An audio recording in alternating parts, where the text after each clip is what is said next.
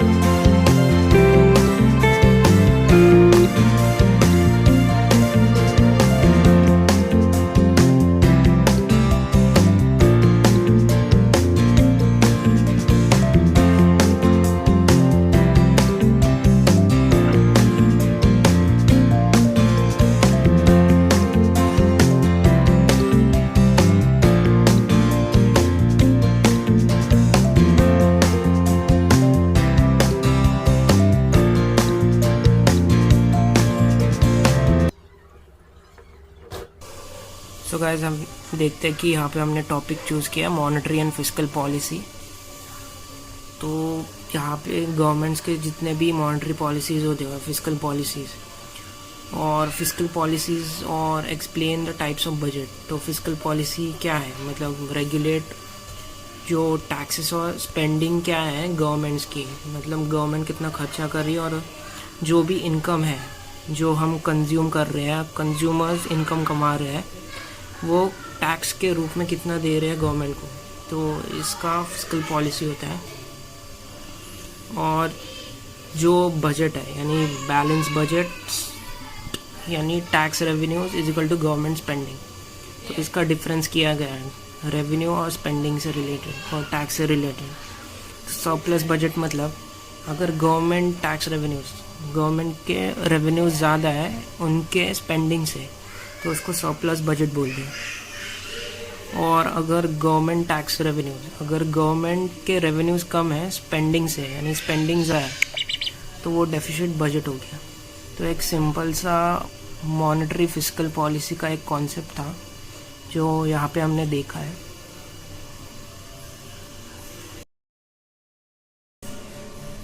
So guys, यहाँ पे एक क्वेश्चन है, जैसे गवर्नमेंट को पैसे प्रिंट करने की कितनी ज़रूरत है, ये एक क्वेश्चन दिया है। सो यहाँ पे in case of 5% requirement by the government, what is the amount of money that gets created by depositing an additional 4000।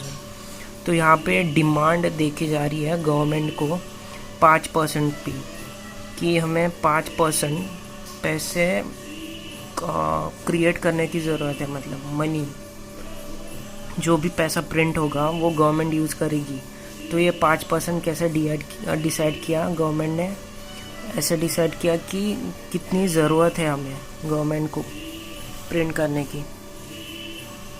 तो एक्चुअल में ये इन्फ्लेशन और जीडीपी और ग्रोथ रेट देखी थी कि लोग कितने कंज्यूम कर रहे हो और उनके जो एक्सपेंसेस होते हैं वो सब मिला के, जैसे फॉर एग्जांपल डिफेंस सेक्टर हो गया या अलग अलग सेक्टर्स में इन्वेस्ट कहाँ पे करना है, वो सब पकड़ के 5% यहाँ पे लिया गया है। और उनको जो अमाउंट उनके पास पहले से जो है वो है $4,000। तो $4,000 उनके पास पहले से ही है और 5% की रिक्वायरमेंट है उनको। तो यहाँ पे सिंपली आपको डिवाइड करना है और यहाँ पे $80,000 अमाउंट आ जाएगा, जो कि मनी क्रिएटेड है। मतलब इतना पैसा को गवर्नमेंट प्रिंट करना है, गवर्नमेंट को प्रिंट करना है इतने पैसे, $80,000। $4,000 तो पहले से ही है और 5% की रिक्वायरमेंट होने की वजह से यहाँ पे डिवाइड करना है आपको। तो ये एक छोटा सा कॉन्सेप्ट था यहाँ पे। सो गाइस, यहाँ पे आपको फिशर इफेक्ट समझाता हो कि क्या होता है एक्चुअल में। तो यहाँ पे देख सकते हो, यहाँ पे एक इक्वेशन दिया है, R nominal interest rate, real interest rate और एक्सपेक्टेड इन्फ्लेशन रेट दिया है। तो यहाँ पे रियल प्लस एक्सपेक्टेड को ऐड किया है। रियल इंटरेस्ट रेट जो होता है वो इन्फ्लेशन एडजस्ट करके नहीं होता है, मतलब प्योर जो रियल इंटरेस्ट रेट होता है बैंक्स का या फिर किसी भी प्रोडक्ट्स का, उसका रियल इंटरेस्ट रेट लिया है। और एक्सपेक्टेड इन्फ्लेशन यानी कि उसमें रिस्क एडजस्ट किया है इन्फ्लेशन में। तो रिस्क भी रहता है कि कितने % से जीडीपी गिर सकती है या फिर उठ सकती है ऐसे। तो यहाँ पे नॉमिनल इंटरेस्ट रेट को इज इक्वल टू दिया है, तो यहाँ पे इन्फ्लेशन एडजस्ट किया है नॉमिनल इंटरेस्ट रेट को। तो इसकी वजह से ये फॉर्मूला आ चुका है यहाँ पे, और यहाँ पे मनी न्यूट्रलिटी होती है इसमें। सो गाइस, आपको एक फैक्ट बताना था। जिम्बाब्वे करके एक कंट्री थी, वो हाइपर इन्फ्लेशन के मतलब वहाँ पे चल रही थी। क्योंकि उन कंट्रीज़ ने काफ़ी ज़्यादा पैसे प्रिंट कर रहे थे, तो उसकी वजह से क्या हो गया कि इंटरेस्ट रेट काफ़ी शूट अप हो गए थे और जो परचेसिंग पावर थी वो काफ़ी ज़्यादा कम हो गई थी कंज्यूमर्स के तरफ। तो यही था आज कॉन्सेप्ट हमने जो सीखा था हमने स्टडी ब्लॉग में। अगर आपको पसंद आया तो लाइक, शेयर और सब्सक्राइब ज़रूर कर देना। और अगर आपको कोई भी डाउट रहेगा CFA से रिलेटेड तो मुझे आप कमेंट कर सकते हो। Till the time, bye.